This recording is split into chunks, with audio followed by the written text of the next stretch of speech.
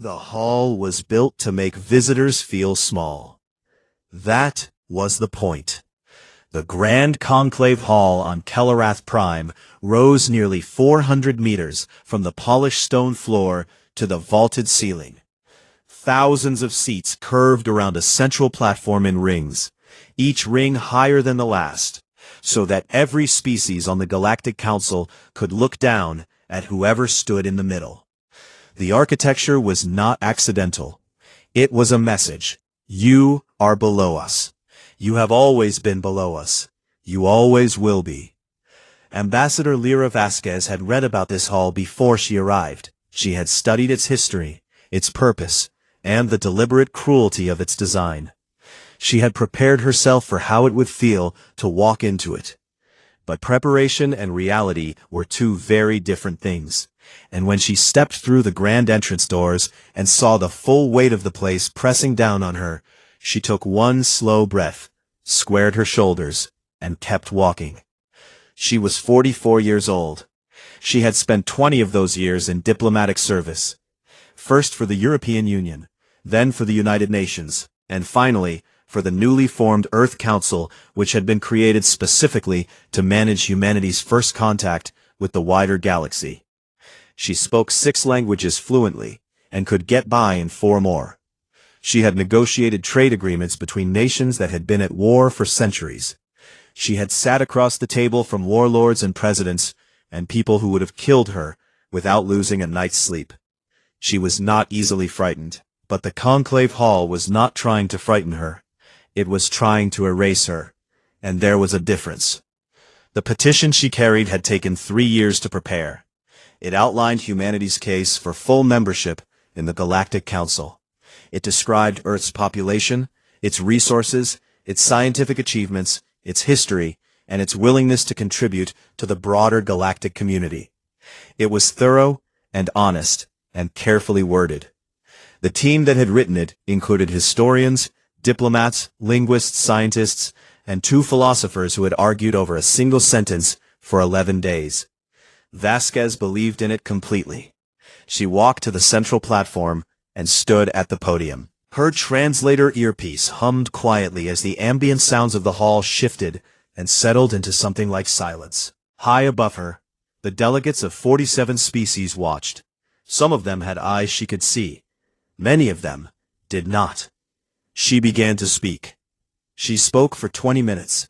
She talked about Earth, about humanity's long and difficult history, about the wars they had fought, and the peace they had slowly, painfully built. She talked about what humans could offer the galactic community. She talked about shared futures and common ground. She chose every word with care. She meant every single one. When she finished, the hall was quiet. Then the High Chancellor of the Galactic Council rose from the central seat of the highest ring. His name was Vorithus Kelm, and he had led the council for 30 years. He was tall and thin, with pale silver skin and 4 arms, and he moved with the practiced ease of someone who had never once been told no. He looked down at Vasquez for a long moment without speaking. Then he began. He did not address her petition. He did not respond to her arguments. He did not engage with a single point she had made. Instead, he spoke about humanity the way one might describe a disease. He called humans chaotic and violent. He called them primitive. He said their emotions made them dangerous, and their ambition made them unpredictable. He said the galaxy had survived for thousands of years without them, and would continue to do so. He said that allowing humanity into the council would be like inviting fire into a library. He spoke for 8 minutes. Then he gave a signal. What happened next was recorded by every camera in the hall and transmitted across the galactic communication network in real time. It was watched by billions of beings on hundreds of worlds. On Kelarath Prime, it was called the Rite of Dismissal, a tradition reserved for those the council considered beneath contempt. It had not been used in over 200 years. 2 guards stepped onto the platform. They carried a device that Vasquez did not recognize until it was too late. There was a sound like a held breath. And then there was light. And then there was nothing. The council expected protests. They expected outrage. They expected humanity to send messages, to demand explanations, to threaten legal action through whatever interspecies bodies they could find. This was how lesser species responded when they were put in their place. They made noise, they cried out, and then eventually, they became quiet, and did what they were told. Instead, Earth went silent. Not the silence of grief. Not the silence of fear. The footage had reached every screen on Earth, and in every human colony within hours. There was grief, of course. There was rage. There were people weeping in the streets of 100 cities. There were vigils and protests, and voices crying out for justice in every language humans had ever spoken. But from the governments, from the military, from the Earth Council, from every official body that had the power to actually respond, there was nothing. No statement, no press conference, no message to the Galactic Council. Just silence. In the UN war chamber deep beneath Geneva, the Secretary-General of Earth, a woman named Adaeze Okafor, sat at the head of a long table, surrounded by the joint chiefs of every major military power on the planet. She did not speak for a long time. She looked at the footage on the screen in front of her. She watched it once, from beginning to end, without expression. Then she set down her glass. She turned to the generals and admirals around her. She said, "Begin Directive Omega." No one at the table hesitated. No one asked for clarification. They had all read the directive. They had all hoped, in the quiet parts of themselves, that they would never have to use it. The Galactic Council gave humanity 3 days to respond. Then 5, then 10, then 30. Nothing came. This confused the Council's diplomatic corps more than anything else could have. They had prepared for anger. They had prepared for threats, for legal challenges, for hysterical broadcasts demanding justice. They had even prepared, quietly and with some distaste, for the possibility that humanity might attempt some kind of symbolic military gesture. A single ship crossing into Council space, perhaps. Something they could swat aside and use as further proof of human recklessness. They had not prepared for silence. The High Chancellor Vorathis Keln was not concerned. He had overseen the Council for 30 years, and had dealt with the outrage of lesser species before. They all went quiet eventually. Silence, in his experience, was the first step toward acceptance. He told his advisors that the humans were processing their grief. He told them that the primitive species always needed time to understand their place in the order of things. He told them to be patient. His chief intelligence analyst, a thin and meticulous being named Sareth Volan, did not share his confidence. Sareth had spent 15 years studying humanity. She had read their history, all of it, and she had come away from that study with a feeling she could not quite name, but which sat in the base of her skull like a cold stone. She had tried to explain it to the Chancellor once. She had told him that humans were not like other species, that they had a particular relationship with catastrophe that made them unpredictable in ways that most species were not. The Chancellor had thanked her for her report and moved on to other matters. Now Sareth sat in her office and watched the intelligence feeds from human space and felt that cold stone in their skull grow heavier by the day. The human communication networks had gone dark. Not completely. Civilian traffic still moved.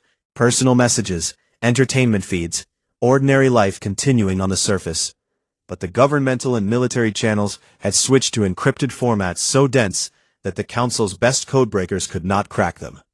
Human merchant ships were returning to port. Every human embassy on every neutral world had been quietly, politely evacuated, the staff thanking their hosts and packing their belongings and leaving without explanation. And then there was the shipyard data. The Council had spy networks in human space, as they did in all the space around them. They were good networks, carefully maintained, and they had provided reliable information for decades. What they were reporting now did not make sense. The human shipyards, which the Council had always considered laughably inefficient, were running at full capacity.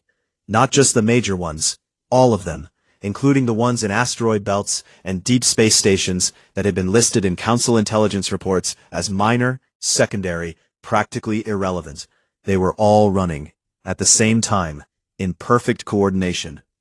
Sareth pulled up the production estimates and stared at them for a long time. Then she requested access to older files, records going back 30 years. What she found made the cold stone in her skull turn into something closer to ice. The humans had been building for decades, not openly, not in a way that had triggered any of the Council's monitoring protocols, because the construction had been spread across so many locations, each one individually unremarkable, that no single data point had raised a flag. But taken together, across 30 years, the pattern was unmistakable. Someone had designed it that way, deliberately. Someone had understood, 30 years ago, that humanity might one day need a military capability that the galaxy did not know existed. The program had a name.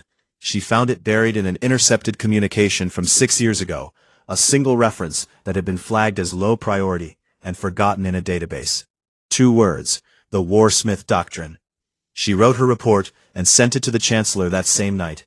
She flagged it as urgent. She included every piece of supporting data she had. She wrote, in the final paragraph, words that she chose very carefully. We have made a serious error in our assessment of this species, and I urge the Council to pursue immediate diplomatic resolution, before the situation becomes one we cannot control. He set it aside, and attended 3 other meetings before sending a brief reply.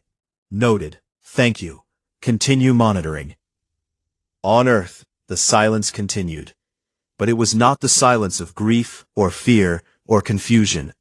It was the silence of a species that had made a decision, and was moving, quietly and with great purpose, to carry it out. Reservists reported to stations across every human colony world. These were not career soldiers, most of them.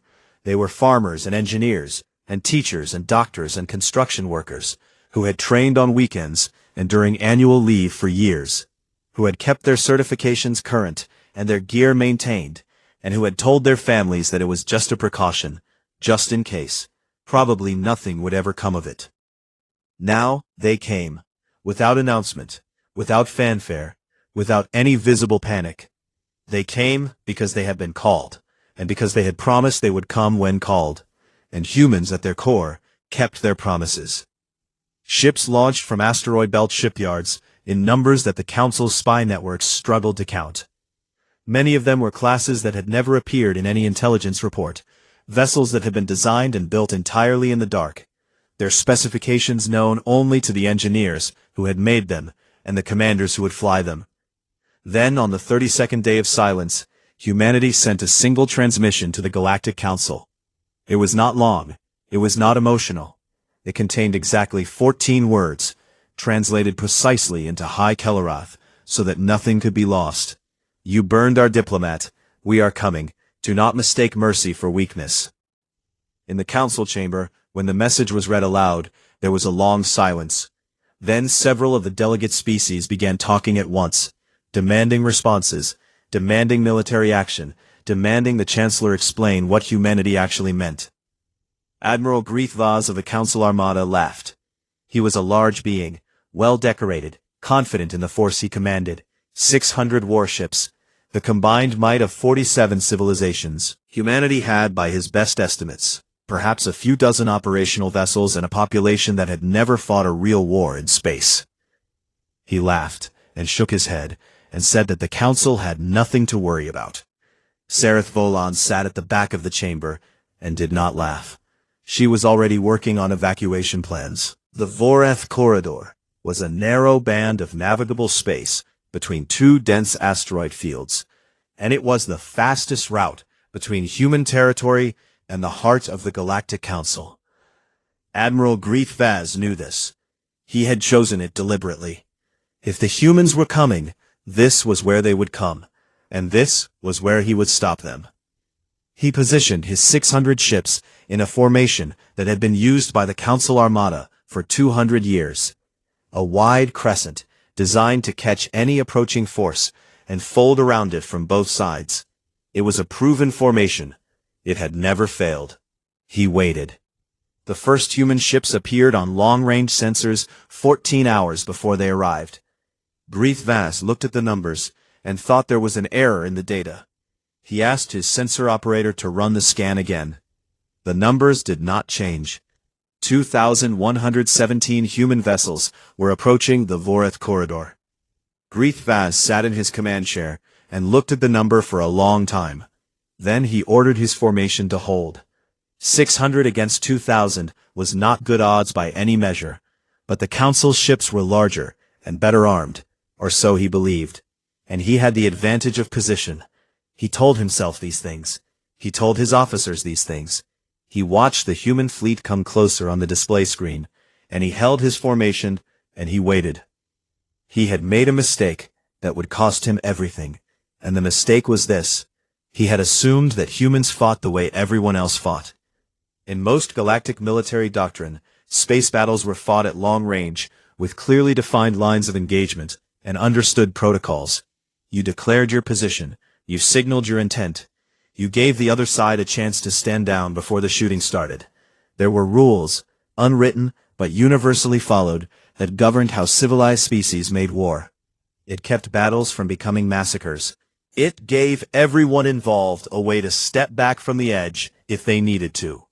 Humans had no interest in these rules, not because they were cruel, but because they had studied military history across thousands of years of their own warfare. And they had learned something that most species had not. The rules of war were written by the winners. And winners were not the ones who fought by the rules. They were the ones who changed the rules before the other side realized the game had changed. The human fleet did not approach in a single mass. It split, far out, into 7 separate groups, each one moving on a different approach vector, each one timed to arrive at slightly different moments, each one carrying a different tactical purpose. The central force came straight through the corridor, fast and loud, drawing the crescent formation's attention. The flanking forces came from angles that the asteroid fields should have made impossible, pushing through gaps that the Council's charts said didn't exist. They existed. Human survey ships had mapped them quietly, months ago. The battle lasted 9 hours. In the first hour, the human central force absorbed the Council's opening fire without breaking formation.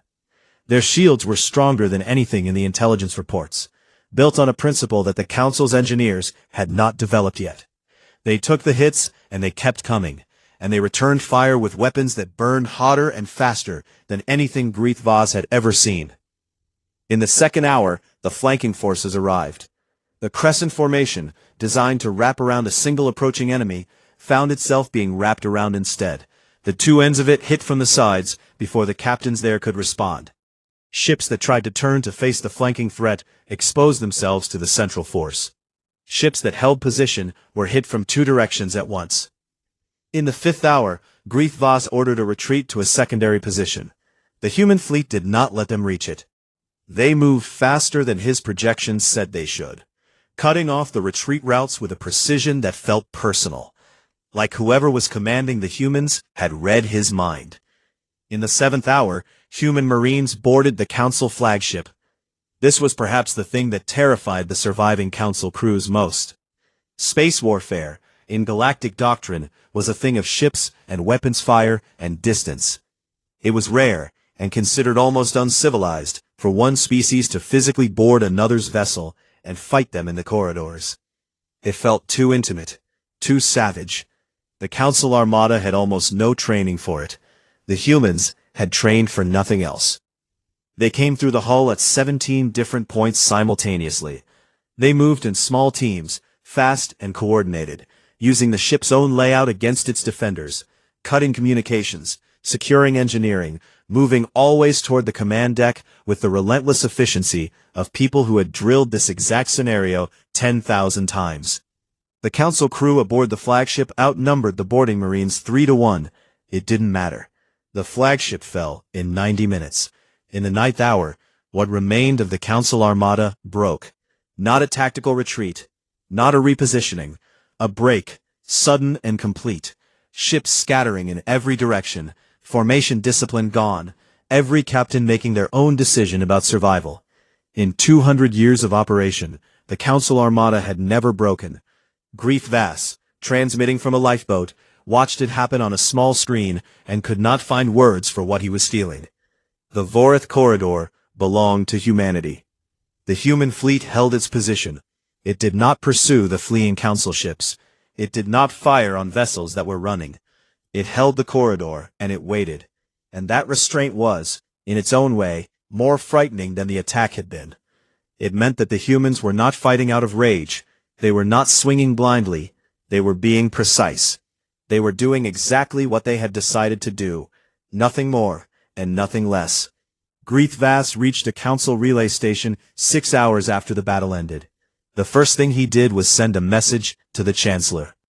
It was longer than most military dispatches, because Greethvas felt strongly that whoever read it needed to understand something that did not show up in the casualty numbers. He wrote, "They do not fight to win. They fight to destroy. There is a difference, and we did not understand it until it was too late." He sent the message. Then he sat in the small station's common room, and for the first time in 30 years of military service, Admiral Greethvas of the Council Armada was genuinely afraid. The Galactic Council had always fought its wars on one front at a time. This was not laziness. It was doctrine, refined over thousands of years of interspecies conflict. Fighting on one front allowed you to concentrate your strength. It allowed you to negotiate from a position of power on the other fronts. It allowed your economy and your civilian population to continue functioning while your military handled the problem. Every major species in the Council had fought this way. Every military academy on every Council world taught this way. It was considered the rational approach to war. Humanity opened 12 fronts simultaneously. On the same day, at the same hour, timed with a precision that the Council's own admirals would later describe as almost supernatural. Human fleets entered the home systems of 12 different Council member species. Not to destroy, not yet, but to establish orbital blockades so complete and so fast that the targeted worlds barely had time to understand what was happening before it was done. No ships in, no ships out, no communication except on frequencies the humans controlled. The Council's military commanders convened an emergency session and discovered in real time the full horror of fighting a species that refused to let you breathe. Every plan they made assumed they could pull resources from somewhere. Every tactical response they considered required moving ships from one location to another. But everywhere they looked, humans were already there. 12 blockades, a corridor seized, an armada broken. They had no reserves they could safely move. They had no front they could strip to reinforce another. They were being held completely still. This was not an accident. Humanity's strategic planners had spent 30 years studying the Council's military doctrine, its logistics chains, its fleet positioning, its political relationships between member species. They had found the pressure points, the places where the Council's system was rigid and could not flex. And then they had pressed every single one of them at once. While the blockades held the Council in place, the Ashwalkers went to work. The soldiers of humanity's special operations units, the ones who operated behind enemy lines in small teams, who moved fast and quiet and hit hard and disappeared before anyone knew they had been there. They had named themselves after the ambassador, after Lyra Vasquez, who had walked into the conclave hall and burned there, and whose death had set all of this in motion. They wore a small mark on their armor, a flame, simple and black, and they did not talk about it much because they did not need to. The Ashwalkers moved through Council space doing 3 things.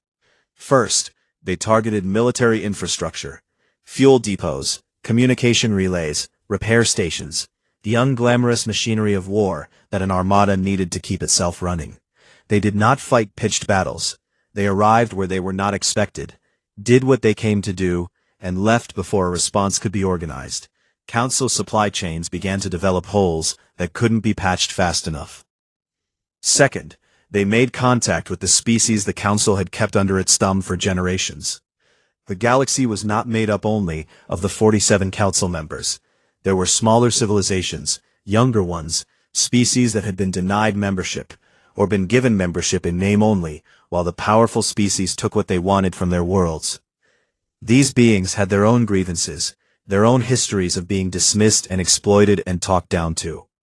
The Ashwalkers came to them not as conquerors, but as equals, and they brought a simple message.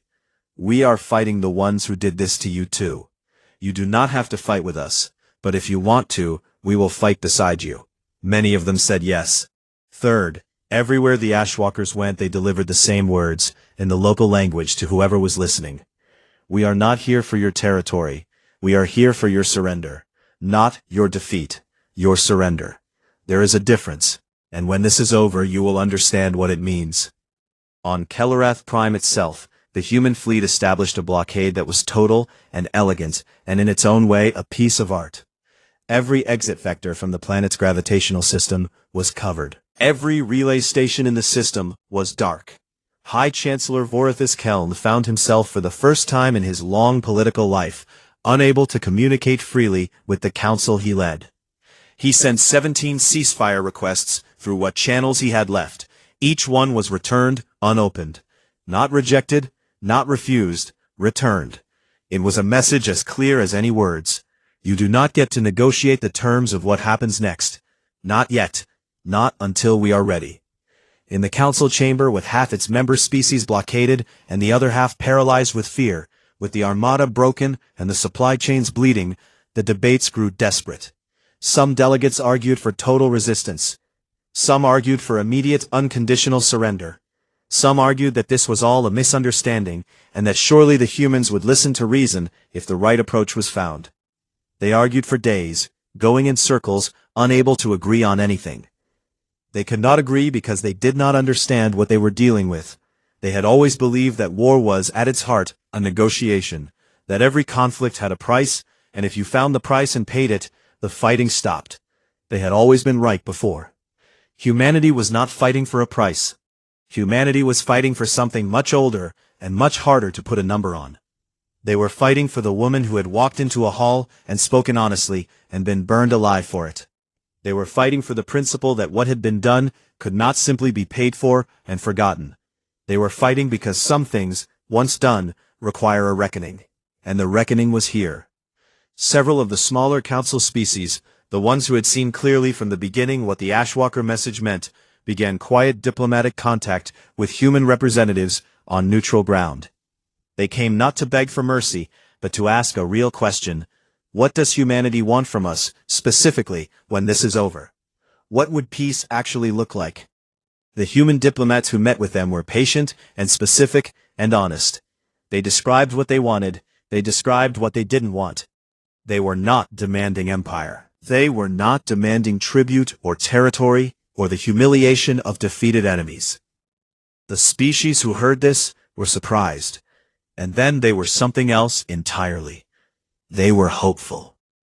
High Chancellor Keln stood at the window of his palace on Kelarath Prime and watched the lights of the human ships in orbit, steady and cold above his world. He had spent 30 years telling himself that strength was the only language that mattered, that the powerful made the rules and the weak accepted them, that this was simply the way of things, how the galaxy worked, how it had always worked. He watched the lights and understood, finally, what he had done. He had poked something ancient, something that had survived tens of thousands of years of killing itself, and had come out the other side, not broken, but sharpened. Something that remembered every lesson it had ever learned about war and power, and what happens when the powerful push the wrong people too far.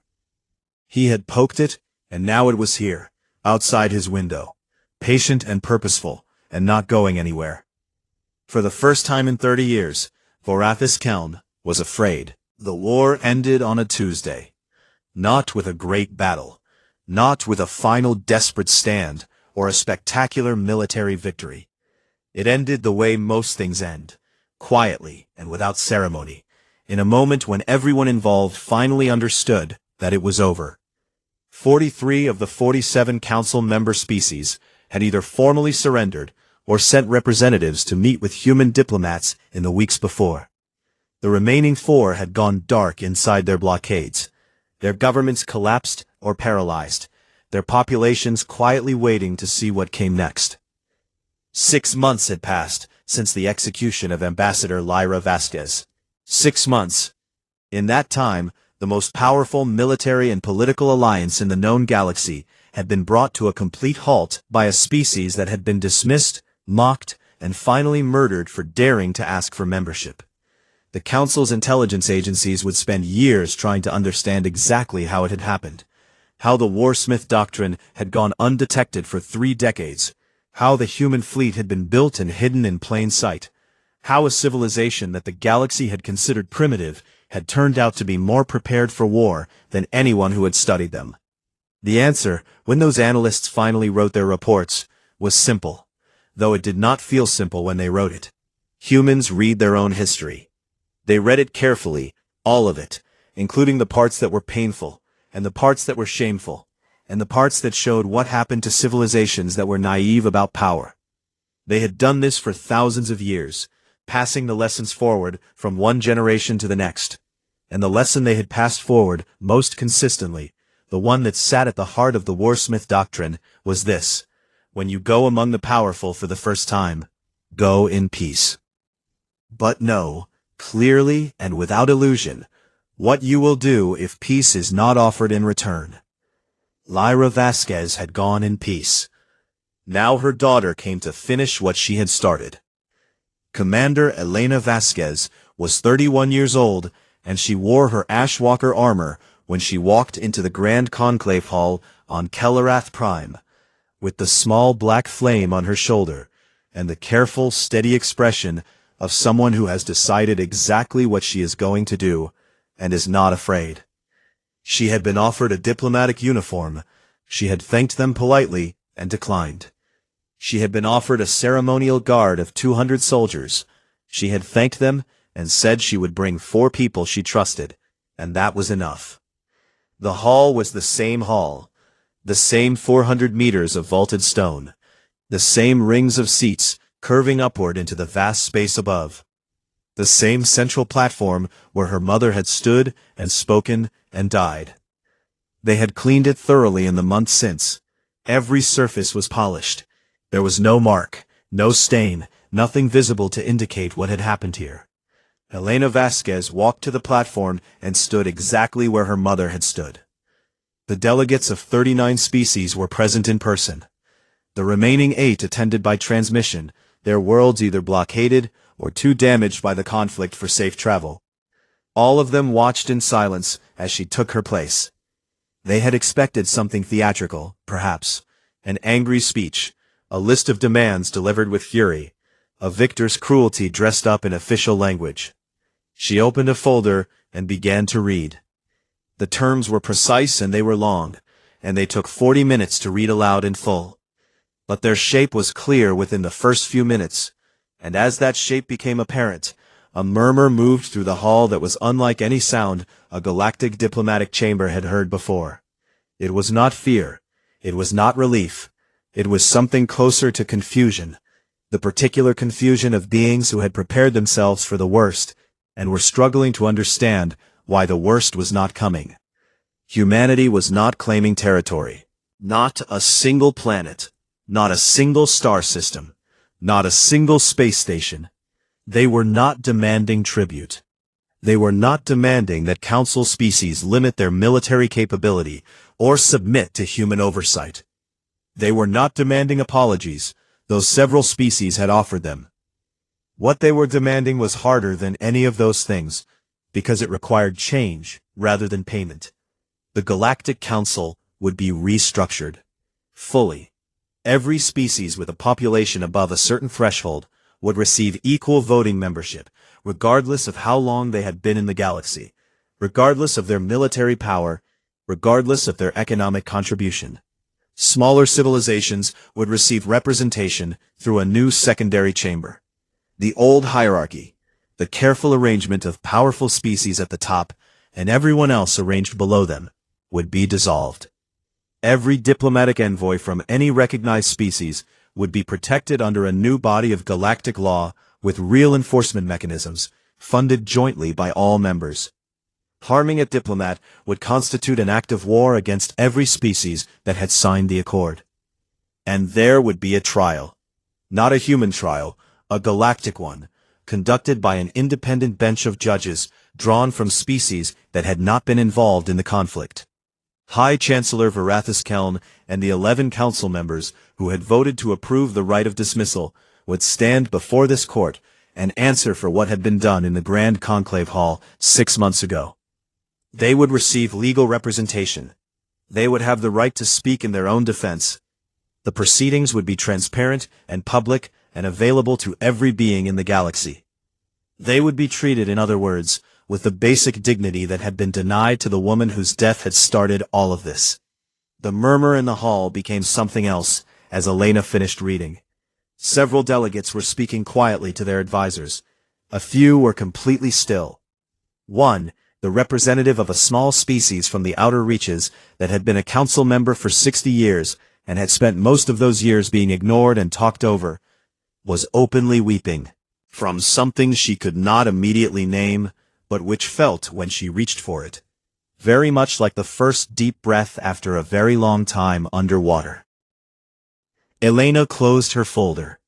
She looked up at the rings of delegates above her, the same view her mother had seen, and she did not speak for a moment. Then she said, "These terms are not negotiable. They are not a starting position. They are what happens now. If you have questions about specific implementation, my team will remain on Kelarath Prime for the next 30 days to work through the details. If you have objections to the principles, I would ask you to think carefully about what the last 6 months have shown you, and whether your objections are ones you truly want to pursue." She paused. She said, "My mother came to this hall because she believed in the possibility of a galaxy where every species had a voice and every life had value. She believed that strongly enough to come here alone and stand where I am standing, and ask you honestly and without threat to be better than you had been. You answered her with fire." Another pause, shorter this time. She said, "We have answered you in kind. Now we are done with fire. From this day, we build." High Chancellor Varathis Keln was arrested that afternoon by officers of the new Joint Galactic Authority, peacefully and without incident. He said nothing during the arrest. He had not said much in the weeks since the blockade had begun. Some of his advisors had told reporters later that in those final weeks he had simply sat at his window and looked at the human ships in orbit and thought about what he had done. The new Galactic Council held its first session 3 weeks later. Its first resolution was called the Vasquez Accord. Elena Vasquez did not attend the signing ceremony. She was already on a transport back to Earth, sitting in a small cabin, looking out at the stars moving past the window. She thought about her mother, who had believed in something hard enough to walk into a room full of beings who hated her and speak honestly anyway. She thought about the 47 species that would now have to learn to share power with beings they had spent centuries looking down on. She thought about the Ashwalkers still out there in the dark, coming home. She thought about all of it for a long time. Then she closed her eyes, and for the first time in 6 months, she slept.